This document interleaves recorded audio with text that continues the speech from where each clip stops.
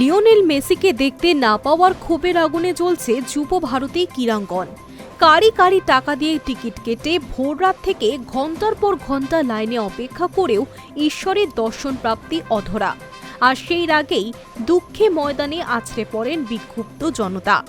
এক কথায় মেসির কলকাতা সফর ঘিরে উত্তপ্ত শীতের তিলোত্তমা।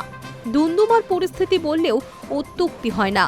আর এমন বিশৃঙ্খল পরিস্থিতিতে মেসি সাক্ষাতের ছবি পোস্ট করে নেট ভুবনের রোশানলে শুভশ্রী গঙ্গোপাধ্যায়। শনিবার টলিউড ইন্ডাস্ট্রির প্রতিনিধি হিসেবে যুব ভারতীতে আমন্ত্রিত ছিলেন শুভশ্রী। আগেভাগেই লেডি সুপারস্টারের উপস্থিতির কথা জানা গিয়েছিল। নির্ধারিত সময় ফুটবলের রাজপুত্রকে স্বাগত জানাতে মাঠে পৌঁছন অভিনেত্রী। সাক্ষাৎ সারার পর মেসি সুয়ারেজের মধ্যমণি ফটো শিকারীদের ক্যামেরায় হাসি মুখে পোজও দিতে দেখা যায় শুভশ্রীকে। দর্শক আসনে বসে থাকা জনতা তখন মেসিকে দেখতে না পাওয়ার ক্ষোভে ফুটছে। যুব ভারতীর এহেন বিশৃঙ্খল পরিস্থিতির জন্য যখন উদ্যোক্তারা কাজ করায়, তখন এহেন রণক্ষেত্র পরিস্থিতির মাঝে মেসির সঙ্গে ছবি শেয়ার করে বিধুরক ট্রোলের শিকার হতে হল শুভশ্রীকে।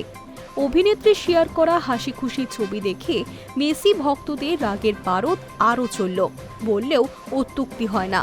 কারো কারো কটাক্ষ, জনতার টাকায় আপনারা ফুটেজ খাচ্ছেন, তো কেউ আবার শুভশ্রীকে সময় জ্ঞানের পাঠ পড়ালেন। তাদের মন্তব্য, যুব ভারতী যখন রণক্ষেত্র, তখন এরকম অবস্থায় মেসির সঙ্গে ছবি দিয়ে কেন অনুরাগীদের দুঃখ বাড়াচ্ছেন।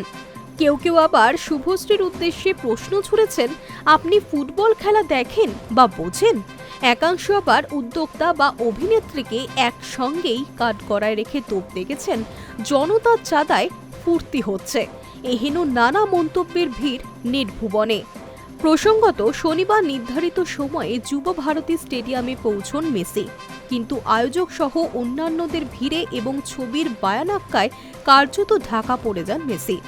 হাসি মুখে গ্যালারির উদ্দেশ্যে হাত নাড়লেও সেটা দেখতে পাননি দর্শক, কারণ কিংবদন্তি ফুটবলারকে ঘিরে রেখেছিল অন্তত 50 জনের ভিড়।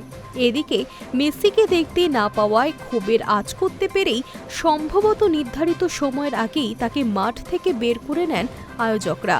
তারপর ধৈর্যের বাঁধ ধরে রাখতে পারেননি ভক্তরা।